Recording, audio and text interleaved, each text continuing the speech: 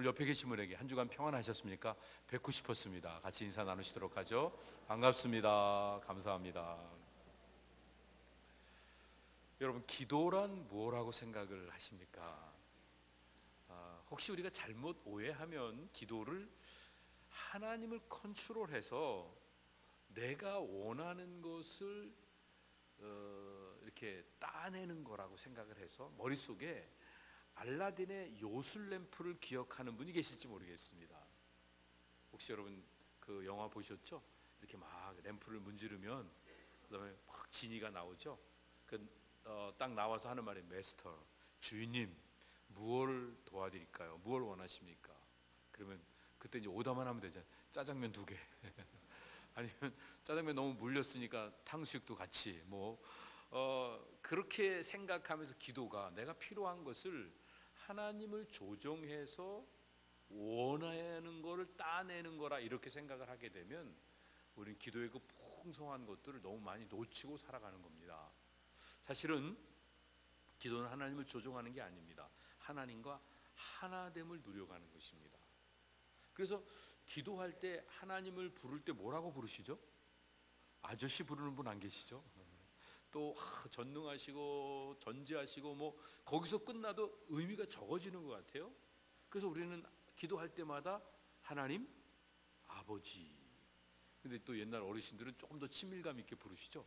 하나님 아버지. 그러면 조금 더 가까운 것 같아요.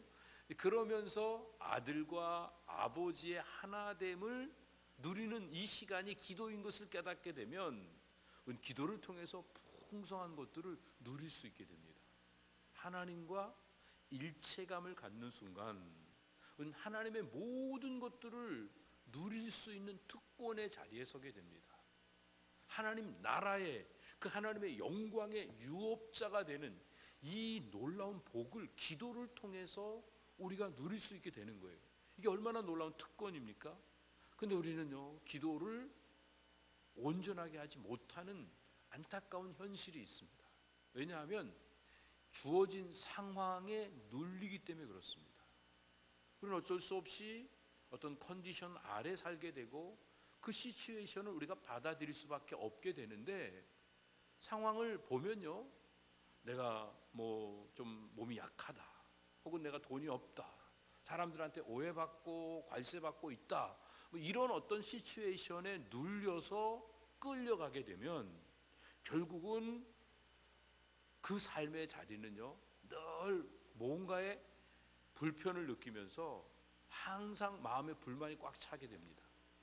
뭐가 못마땅하게 여겨지는 거예요. 그런데 삶이 제약이 돼 있어요. 근데 건강하지도 않고 경제적으로도 넉넉하지도 않고 사람들이 나를 이렇게 환영하거나 이렇게 칭찬해주고 그런 것도 아니에요. 그럼에도 불구하고 믿음을 가지고 그 상황을 그대로 어셉트를 해나가면 내 안에서 에너지가 확 발산되어지면서 그 상황을 끌고 갈 수 있는 힘이 생기게 됩니다. 그래? 사람들이 날 오해하지만 언젠가는 날 이해할 거야.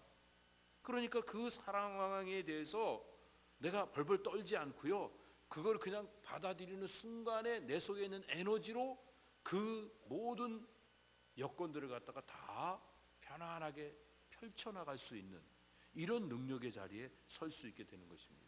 근데 그걸 하는 비밀이 어디 있냐면 바로 하나님께로부터 힘을 공급받는 거예요. 그 힘을 공급받는 기도가 무슨 기도냐 하면 접붙임 기도예요. 이 접붙임 기도라고 하는 것은 우리가 그리스도 안에 있고 그리스도가 우리 안에 계신 것을 확신하면서 하나님이 주시는 그 에너지를 마음껏 활용하는 겁니다. 이미 하나님이 우리에게 다 주셨어요. 그것을 믿음으로 누리면서 이 상황을 그대로 어셉트하면 죽을 것 같지만 안 죽고 망할 것 같지만 안 망하고 사람들한테 짓밟힐 것 같지만 그 속에서 생명이 푸릇푸릇하게 살아나는 이런 능력을 가질 수 있게 되는 겁니다. 우리가 거듭나기 전에 우리의 이고와 욕심을 따라 살 때는요, 그냥 상황이 어떻게 주어지면 그걸 잘 극복해내고 나 하나 편하면 It's okay, It's fine, Everything is good, 그러고 그냥 사는 거예요. 조금 더 나가서 내 자식들, 내 가까운 친척들 잘 되면 그게 다예요. 그런데 거듭나고 내 안에 내 이고가, 내 욕심이 주인이 아니라 하나님이 주인이 되세요. 하나님의 새 생명이 내게 부어지게 되면 하나님의 생명으로 인하여 우리의 삶이 좀 달라지게 됩니다. 나는 배부른데 만족하지 않아요. 나는 편안한데 뭔가가 부족한 것 같아요. 그래서 식구들을 돌아보게 되고 교회를 위해서 무언가를 희생할 수 있게 되고, 우리 교회 편안하다고 끝난 게 아니라 이 지역사회를 위해서 뭘 섬길 수 있을지, 이 시대적으로 우리의 나라와 민족이 어떤 길을 걸어가야 될지, 우리 미국에 떨어져서 편안하게 잘 살고 여기서 우리가 필요한 거 다 공급받고 있지만 그래도 우리 조국이 어려우면, 중국 땅에 그런 우한 바이러스 때문에 많은 사람들이 수백 명이 죽어가고 수만 명이 지금 이렇게 고통을 당하고 있다고 하면 그 일 때문에 우리가 안타까워하면서 하나님의 도우심을 구하는 이런 모습으로 사는 게 내 안에 내 이고의 욕심이 주인이 아니라 하나님의 생명이 나를 다스리고 있기 때문에 이런 현상이 주어지는 것입니다. 근데 이렇게 거듭나는 현상이 어느 순간에 그냥 갑자기 딱 주어지고 끝나는 게 아니라, 우리가 지금 신앙생활하며 오해하는 게 성령으로 거듭나지 않으면 하나님 나라 볼 수 없다, 위로부터 난 거래야지 새로운 거다, 그리고 하나님의 선물로 믿음으로 구원받는다, 이런 얘기를 너무 많이 들었기 때문에 우리는 아무것도 안 하고 가만히 있으면 그냥 저절로 뭔가가 내 안에서 이루어지는 게 구원이라고 생각합니다. 그러나 성경은 또 분명히 말씀하십니다. 영접하는 자, 곧 그 이름을 믿는 자들에게 하나님의 자녀가 되는 특권이 주어지는 겁니다. 그렇다고 하면 우리가 해야 될 일은, 이 삶의 자리가 고난입니다, 내 마음에 안 듭니다, 못마땅합니다, 그럼에도 불구하고 하나님의 도우심을 간구하며 하나님의 다스리심을 받아들이는 겁니다. 그게 바로 주님을 영접하는 겁니다. 주님을 영접하는 자, 곧 그 이름을 믿는다고 하는 것은 하나님의 다스림을 참고 그 생명의 놀라운 역사가 내 안에 이루어지기를 바라면서 주님 앞에 기도하는 모습을 갖는 겁니다. 내 느낌으로는 못마땅해요. 그러나 참습니다. 내 판단으로는 전 부족해요. 그렇지만 기다립니다. 왜요? 믿음이 있기 때문에. 주님이 다스리신다는 믿음이 있기 때문에. 이렇게 삶을 사는 원리를 가지려면 내 안에 내가 주인이 아니라 주님이 주인이 되셔야 됩니다. 주님이 주인 되지 않고 내 안에 내가 주인 된 삶의 모습은 가인에게서 등장하게 됩니다. 가인의 피해의식을 보면 자기가 동생 죽여서 사람들로부터 자기가 피해를 입을까 봐 전전긍긍하면서 그가 원하는 목표는 한 가지입니다. 어떻게 하든지 내 목숨 부지해 나가는 겁니다. 사람들한테 돌멩이 맞아 죽지 않고 갑자기 급살 당하지 않게 하기 위해서 내가 할 수 있는 일들은 유리하고 방어하고 피신하는 겁니다. 그러다 하나님 앞에 도우심을 간구했더니 하나님이 긍휼히 여기셔서 가인을 벌하는 자는 7배 벌 받을 거다고 하는 표를 받아갖고 가인이 더 이상 도망다니지 않을 수 있게 됐습니다. 그럼에도 불구하고 그는 그 땅에 살지 못하고 멀리 도망가서 피신해서 살아가는, 그래서 그 후손들이 그곳 다른 땅에 가서 거주하는 이런 안타까운 일들이 있는 것들을 보게 됩니다. 그런데 하나님의 말씀이 주인된 모습은 어떤 것일까요? 현실적인 상황은 흑암입니다, 공허입니다, 기품입니다, 혼돈입니다. 흑암과 기품과 공허와 혼돈이 막 뒤죽박죽 되어 있는데 하나님이 말씀하십니다. 그러니까 그 말씀을 받아들이는 그 순간 그 모든 것들이 정돈되어집니다. 빛이 있으라. 그 말씀이 쫙 퍼져나가게 되었을 때 결과가 어떤 것입니까? 하나님 보시기에 좋았더라, 심히 좋았더라의 역사가 나타나게 됩니다. 우리 삶이 마찬가지예요. 내가 나를 위해서 선택해가는 그 삶의 자리에 맴도는 순간 우리는 점점 더 이 세상이 싫어지고 원망스럽고 누군가에 대한 불평과 짜증이 많아지는 이런 삶을 살 수밖에 없게 되는데, 하나님의 다스리심을 받아들이는 믿음을 가지면 힘듭니까? 어렵습니까? 답답합니까? 주님의 도우심을 간구하고 기다리면서 믿음으로 그 삶을 받아들이는 삶을 살게 됩니다.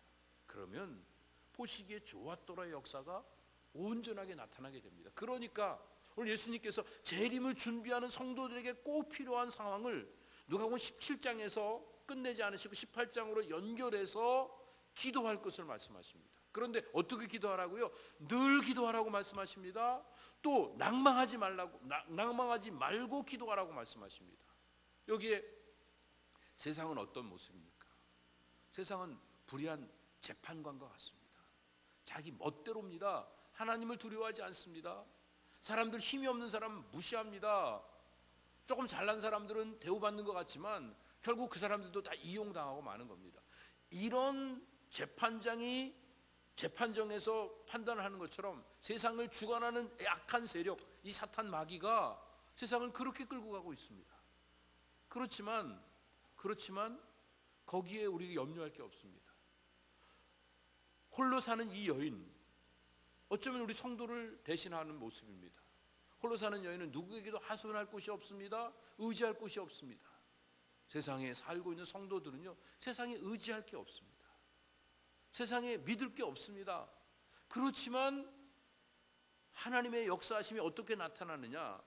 불의한 재판관도 결국은 이 하찮은 여인의 탄원에 굴복하게 되는 겁니다.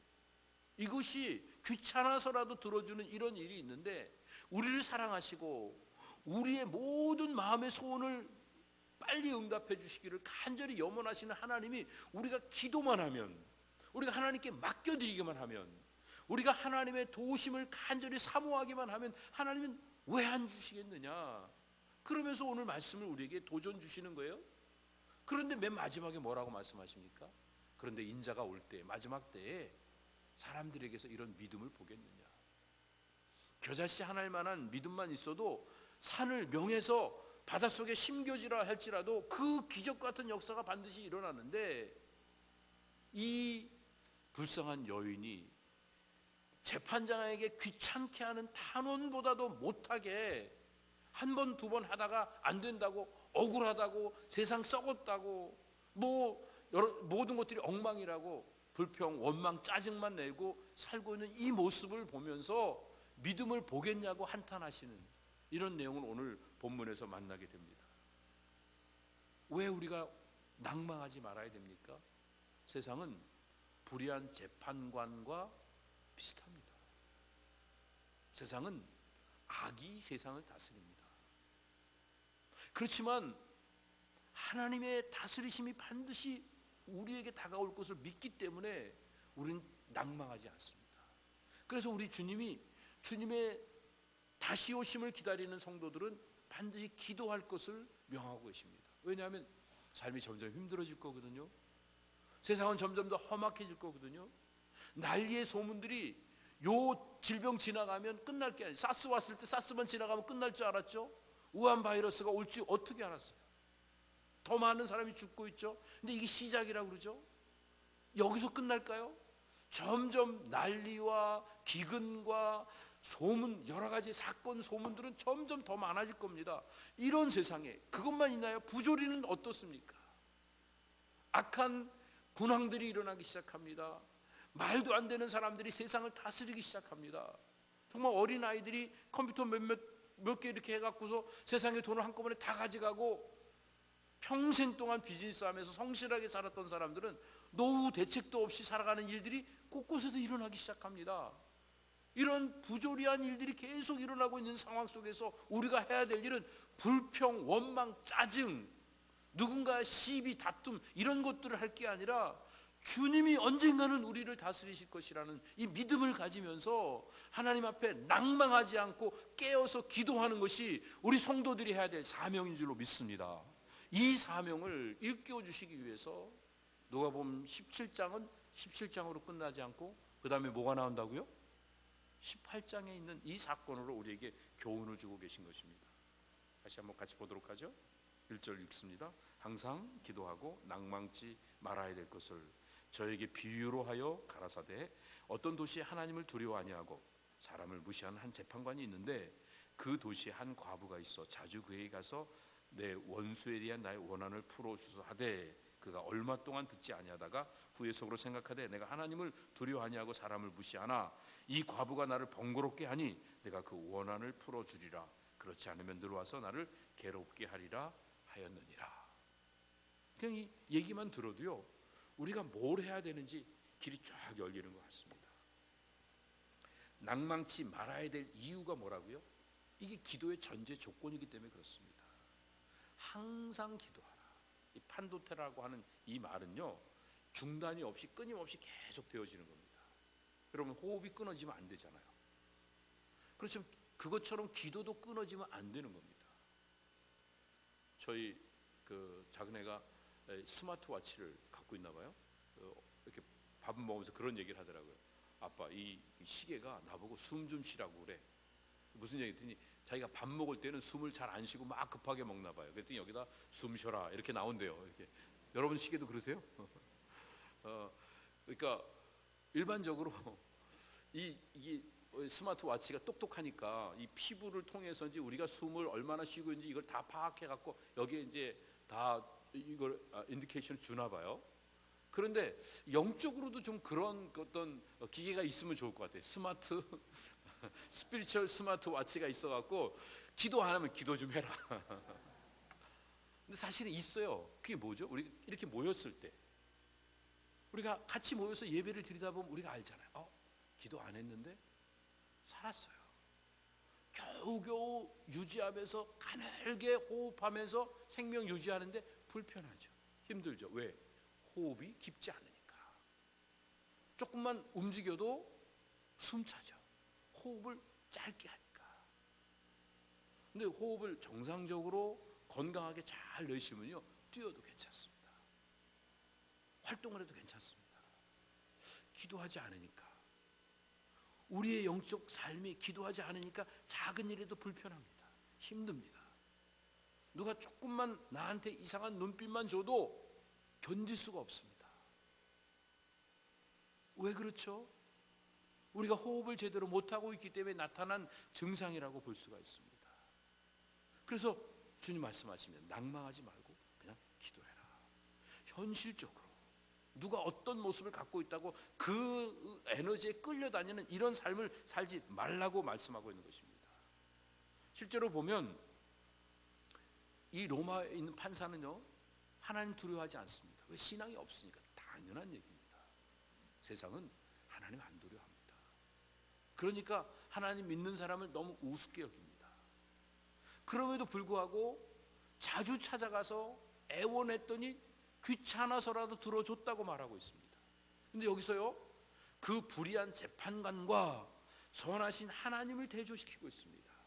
불의한 재판관도 들어줬는데 선하신 하나님이 왜 안 들어주겠느냐.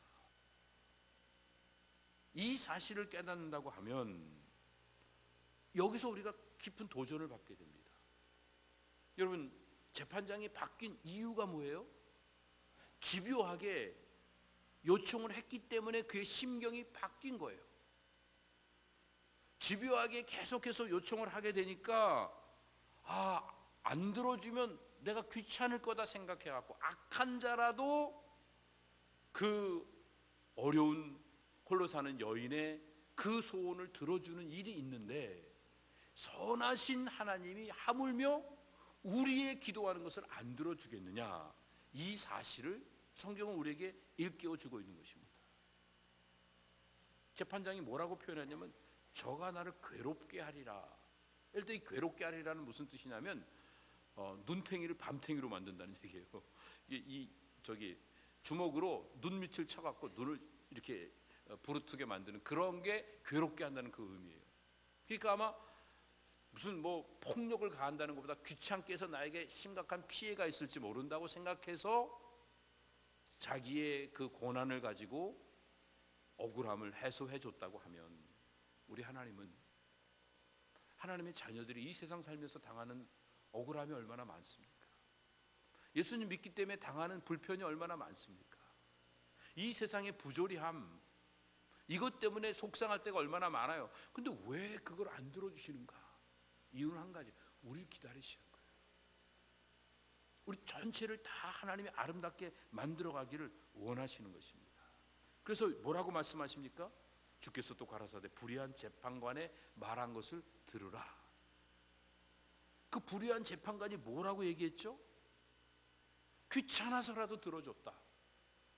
그러면 하물며 하나님께서 밤낮 부르짖는 하나님의 택한 귀한 하나님의 아들, 하나님의 딸, 하나님의 분신인 하나님의 백성들의 그 원함을 들어주지 않겠느냐.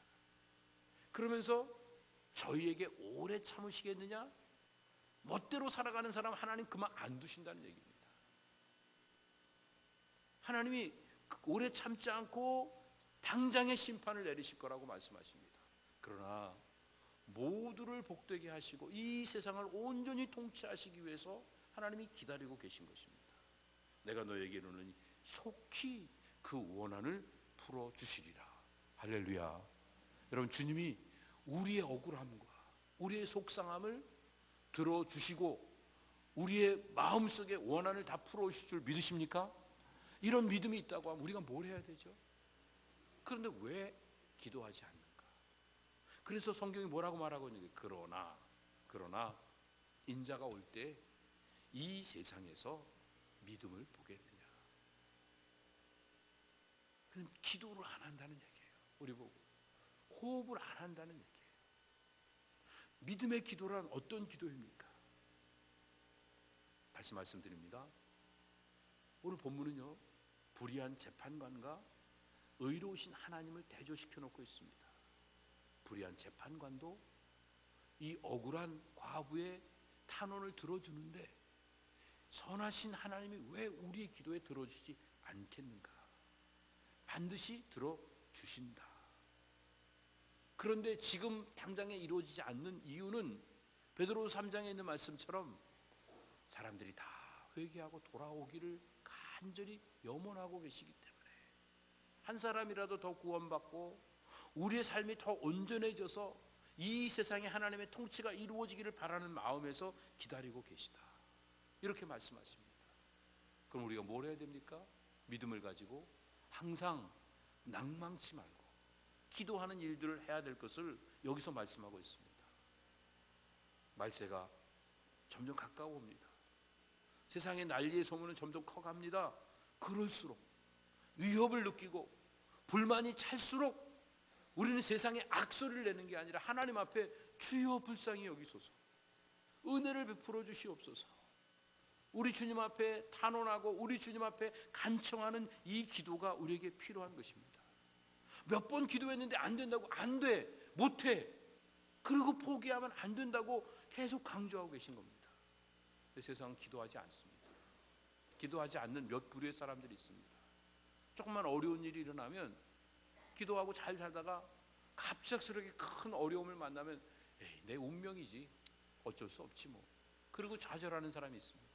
그런가 하면 이까짓 거 이길 수 있어, 하면 돼, 하자, 그러면서 아주 긍정적인 마인드를 가지고 무슨 신념으로 이겨낸다고 하는 사람도 기도 안 합니다. 자기가 할 수 있다고 생각하니까. 어떤 사람은 하나님 주시는 일반적인 은총들은 그냥 당연히 받는 거라고 생각하고 합리적 사고라고 생각합니다. 그게 뭐 세상 다 먹고 사는 거 다 사람 나올 때 가지고 나오는 거고 당연히 그냥 호흡하는 거고 그렇지.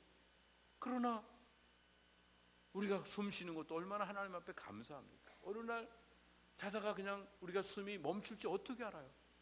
갑작스럽게 우리가 병원 갔는데 정말 우리가 이제 우리의 기간이 얼마 남지 않았다고 이렇게 선고받을지 어떻게 알아요? 우리가 갑자기 극적인 사건이 있을 때만 하나님께 감사하는 게 아니라 일상 속에서도 하나님께 기도하고 감사해야 되는데, 많은 사람들이 이런 일반적인 은총에 대해서는 감사할 줄 모르니까 기도가 없어지는 안타까운 일이 있습니다. 그래서 성경은 우리에게 기도하라고 말씀하십니다. 특별히 주님이 뭐라고 말씀하셨어요? 항상 기도해라, 낭망하지 말고 기도해라, 그래야 응답받는다. 그래서 오늘 본문이 도전하는 건 뭐예요? 지속성을 가지고 기도하는 겁니다. 쉬지 말고 기도하라. 적극성을 가지고 기도해야 합니다. 거절당해도 계속 기도해야 합니다. 확신을 가지고 기도해야 됩니다. 왜? 우리가 구하는 그 순간 이미 받은 줄 알라고 말씀하셨으니까. 믿음을 가지고 기도하면 반드시 이루어지는 것입니다. 오늘 우리는 신앙생활하면서 분기점에 서 있습니다. 선택하는 자리입니다. 사실 기도도요, 기도를 하냐 안 하냐 선택하는 겁니다. 예수님을 믿는 것도 예수님을 믿느냐 나를 믿느냐 선택하는 삶을 사는 것입니다. 그런데 낮은 의식을 갖고 사는 사람들은요, 사람들에게 보여주기 위해서 행동을 하게 되니까 사람들 앞에서는 잘합니다. 구제도 금식도 기도도 사람들이 많은 데서는 잘합니다. 사람들한테 좋은 평가를 받기 위해서. 그러나 그런 사람들이 늘 염려와 걱정이 더 많아지게 됩니다. 그래서 결국은 모든 게 하나님과도 단절되어지고 이웃과도 단절되어지는 삶의 자리에 서게 됩니다. 그러나 이 의식이 높은 사람들은요, 사람들 앞에 사는 게 아니라 하나님 앞에서 코람데오의 신앙을 살게 됩니다. 그러니까 하나님 앞에서 인생을 살게 되니까 이 일이 정말 가치 있는 일인가? 의미 있는 일인가? 꼭 해야 되는 일인가? 그러면서 생명을 살리는 일들을 감당하면서 살다가 보니까 겸손히 낮아질 수 있게 되고 하나님의 은혜를 구하는 진정한 기도를 드릴 수 있게 되니까 하나님하고 통하게 됩니다. 여러분 늘 말하죠. 통하면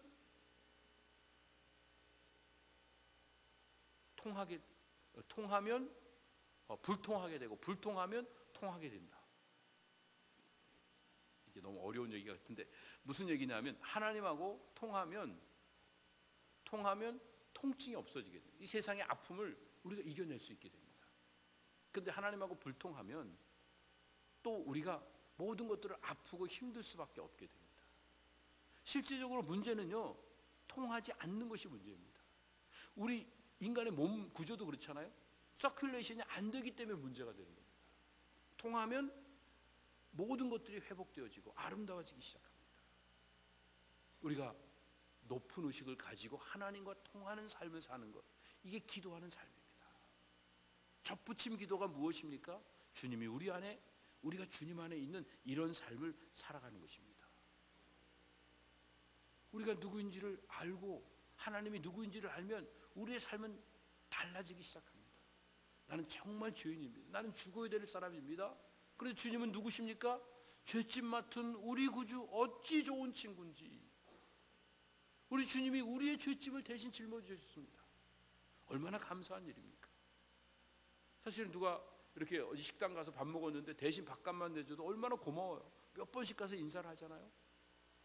누가 내 대신 벌을 받았다고 생각해봐요. 얼마나 고마워요. 그냥 인사하고 또 인사를 하게 되죠. 그런데 내가 죽어야 되는 그 자리에 주님이 대신 죽으시고 내 모든 인생의 무거운 죄짐들을 다 맡아주셨어요. 그리고 내 곁에서 나를 도와주고 계신 친구가 되주셨어요. 이 감격을 갖고 있는데 무엇이 문제가 되겠습니까? 그 감격을 가지고 하나님 앞에 기도하면서 하나님의 은혜를 누리며 인생을 사는 일들이 필요합니다. 이게 접붙임 기도입니다. 주님이 우리 안에, 우리가 주님 안에. 그 확신을 가지고 살게 되면 우리는 주님의 형상을 닮은 제자의 삶을 살아갈 수 있게 되고 하나님의 다스림의 권세를 느끼며 인생을 살게 됩니다. 그리고 더 나아가서 하나님의 영광을 바라보게 됩니다. 그 영광이 찬란하게 우리에게 비춰오니까 지금 현실적으로 어려워도 힘들어도 그거 힘들다고 불평 짜증내지 않을 수 있습니다. 우리 몸은요, 저절로 약한 곳으로 에너지가 모이기 마련입니다. 얼마 전 저희 그 부목사님 아이가 아파갖고 리치몬드에 가서 이렇게 치료를 받는데 리치몬드까지 그 가는 과정에서 아이들이 한꺼번에 다 가야 되고 엄마 아빠가 다 가야 되니까 그래서 애들 학교도 못 갈 때도 있었고 애들이 또 그 먼 길을 갔다가 몇 번씩 왔다 갔다 하고 그래야 되는데 아이들이 불평하지 않습니다. 동생이 아프니까 자기의 모든 권한을 포기하고 그리고 동생에게 포커스를 맞춰서 동생이 빨리 회복되기를 원하는 게 그게 패밀리입니다. 우리 몸도 마찬가지입니다. 어디 상처가 났어요? 그럼 에너지가 거기에 다 모여들고 양분이 거기에 다 모여들면서 빨리 치료하기를 원하고 있습니다. 마찬가지입니다. 우리가 하나님의 영광을 바라보고 하나님이 우리 안에, 우리가 하나님 안에 있는 이 확신을 가지고 거듭난 생명의 아름다움을 누리며 인생을 사는 사람은요, 약한 곳으로 마음이 쏠리게 됩니다. 우리 중에 누가 약하면 함께 같이 약해지려고 하고, 누가 안타까우면 함께 안타까워하려고 하는 그 마음을 가지면서 우리의 삶이 저절로 십자가의 길을 걸어가게 됩니다. 십자가가 뭐예요? 내가 희생하고 다른 사람 살리는 게 십자가 아닙니까? 주님이 죽으시고 내가 살아난 게 십자가란 말이에요. 그러면 이제는 지금까지 우리 멘탈리티는 어떻게 하든지 약한 거 뺏어갖고 내가 더 갖고, 내가 더 움켜쥐어서 더 잘나서 떵떵거리고 편안하게 살고 싶은 게 우리의 옛날 사람의 모습이었죠. 그런데 그리스도가 내 안에 주인 되셔서 새로운 삶을 사는 그 삶은 어떤 모습입니까? 주님이 모든 것들을 다스리고 계신다고 하는 이 믿음을 가지고 지금 내가 손해를 봐도 내 힘을 약한 자들에게 나눌 수 있고, 내가 좀 무시를 당해도 다른 사람의 자존감을 세워주기 위해서 내 삶을 함께 십자가의 길로 흘러가도록 내 에너지를 쏟아붓는 이런 높은 의식을 가진 삶을 살아가게 되는 겁니다. 그런 삶을 살게 되면 저절로 우리의 삶은 행복해지게 됩니다. 그런데 우리는 너무 연약해요, 부족해요. 그러니까 어떻게 하죠? 주여 도와주시옵소서. 한 번, 두 번이 아니라 늘 주님의 도우심을 간구하며 기도합니다. 한 번, 두 번 기도했다고 안 된다고 아우성치는 게 아니라 낭망하지 않고 기도합니다. 항상 낭망하지 않고 기도하면서 하나님의 나라의 영광을 바라보고 사는 사람은, 이 세상은 거짓된 이 악한 재판장이 다스리는 것 같지만 그 재판장도 언젠가는 반드시 굴복하고 그 억울한 여인의 소원을 들어줄 날이 오는 것처럼 우리의 이 하소연도, 우리의 이 안타까움도 해결될 날이 있을 것을 바라보면서 힘들다고 하지 않고, 또 속상하다고 다른 사람들에게 불평불만하고 짜증내는 삶을 사는 게 아니라 하나님 앞에 감사하며 찬양하며 기도하며 하나님의 역사하심을 기다리는 이런 복된 길을 걸어가게 될 줄로 믿습니다. 누가 그런 일을 할 수 있다고요? 기도하는 사람. 언제? 언제나. 어떻게? 낭망하지 않고, 항상 낭망하지 않고 하나님의 도우심을 간구하는 이 기도를 드리게 될 때 우리의 삶의 환경이 아무리 열악하다 할지라도 그 모든 것들을 초월해 역사하시는 하나님의 놀라운 능력으로 인하여 우리가 새로움을 맛보고, 그리고 우리의 마음은 저절로 약한 곳으로 흘러가서 십자가를 져서 다른 사람을 살리는 귀한 은혜의 역할들을 감당하게 되므로 우리가 가는 곳마다 천국이 이루어지는 복된 역사를 경험하게 될 줄로 믿습니다. 이런 놀라운 역사를 이루어가기 위해서 우리 모두가 낭망하지 않고 언제나 깨어서 주 앞에 간구하여 하나님의 은혜와 축복을 받아 누리는 배단위 모든 성도들 다 되시기를 예수님의 이름으로 축복합니다. 주님 감사합니다. 세상의 불의한 재판장과 같은 거짓되고 악한 세력들이 점점 판을 치고 있는 세상입니다. 어떻게 살아야 될지, 세상이 썩었다고 원망하고 불평하고 짜증내며 사는 옛사람의 모습들은 십자가 밑에 못 박고 이제는 주님의 도우심을 간구하면서 묵묵히 내 주어진 자리에서 십자가를 지면서 내가 희생해서 가족을 살리고, 내가 희생해서 교회를 살리고, 내가 희생해서 나라와 민족을 살리고, 내가 희생해서 다음 세대를 살리고 많은 세상에 죽어가는 열방을 살리는 역할을 감당하기 위해서 오늘도 주님을 바라보며 주님의 선하신 통치를 간절히 사모합니다. 항상 기도하고 낭망치 않고 끝까지 믿음으로 승리할 수 있는 배단위 모든 성도들 다 되도록 은혜를 더하여 주시옵소서. 예수님의 이름으로 감사하며 기도드립니다. 아멘. 자리에 일어나셔서 찬양 올려드립니다.